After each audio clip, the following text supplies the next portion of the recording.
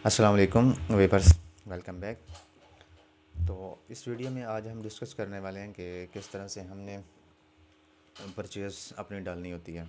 अब परचेज़ डालने के दो तरीके होते हैं। एक ये होता है कि डायरेक्ट आपके पास सामान आप लेके आए, उसको आपने परचेज़ कर लिया है। और दूसरा ये है कि सप्लायर आपके पास आता है, आप उसको परचेज़ ऑर्डर वगैरह बना के देते हैं और उसके बाद उसी परचेज़ ऑर्डर को आप सेकंड डे आपके पास वो सप्लाई आ जाती है और उसको आप कन्वर्ट कर लेते हैं परचेज़ में। तो सबसे पहले हम परचेज़ ऑर्डर बना लेते हैं। हमारे पास कोई यानी कि सप्लायर हम सबसे पहले यहाँ से अपना सेलेक्ट करते हैं जिसको हमने यानी कि ऑर्डर देना है।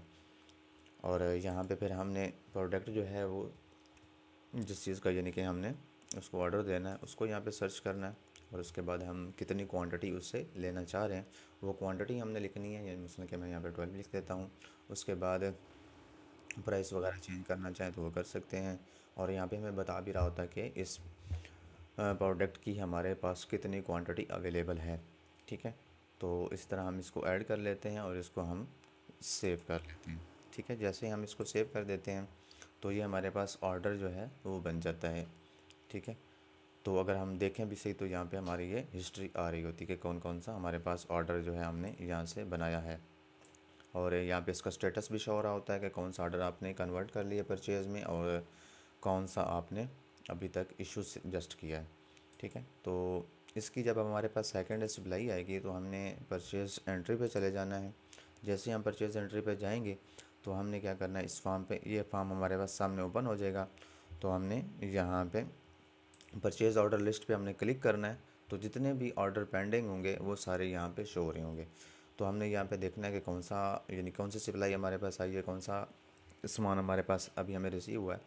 तो वही परचेज़ ऑर्डर हमने यहाँ से ओपन कर लेना है। जैसे ही हम ओपन करेंगे तो यहाँ पे हमारे पास वही क्वांटिटी सारी चीज़ें वो शो हो जाएंगी, यानी कि पूरा परचेज़ ऑर्डर यहाँ हमारे सामने ओपन हो जाएगा परचेज़ एंट्री पे। तो यहाँ पे अगर हम इसके अंदर कोई कमी बेशी करना चाहें वो हम कर सकते हैं। करने के बाद हम इसको कोई प्राइस वगैरह चेंज करना चाहें वो कर सकते हैं। बाज़ औक़ात ऐसा होता है कि जब वो ऑर्डर लेकर गया तो कोई प्राइस और होती है, फिर उसमें कुछ चेंजिंग हो जाती है, तो वो भी आप यहाँ पे करके इसको आप सेव कर सकते हैं। तो जैसे ही हम इसको सेव करेंगे तो ये परचेज़ ऑर्डर जो है हमारी परचेज़ एंट्री में परचेज़ हो जाएगा, यानी कि आपके स्टॉक में शामिल हो जाएगा।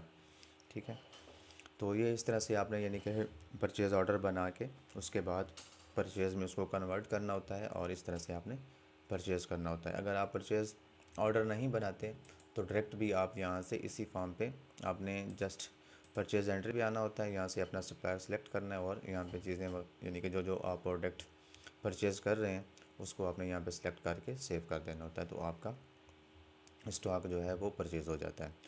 तो ये परचेज़ ऑर्डर और परचेज़ एंट्री के हवाले से एक छोटी सी वीडियो थी। उम्मीद है कि आपको पसंद आई होगी। तो मिलते हैं नेक्स्ट वीडियो में जिसमें हम सेल ऑर्डर और सेल के हवाले से डिस्कस करेंगे।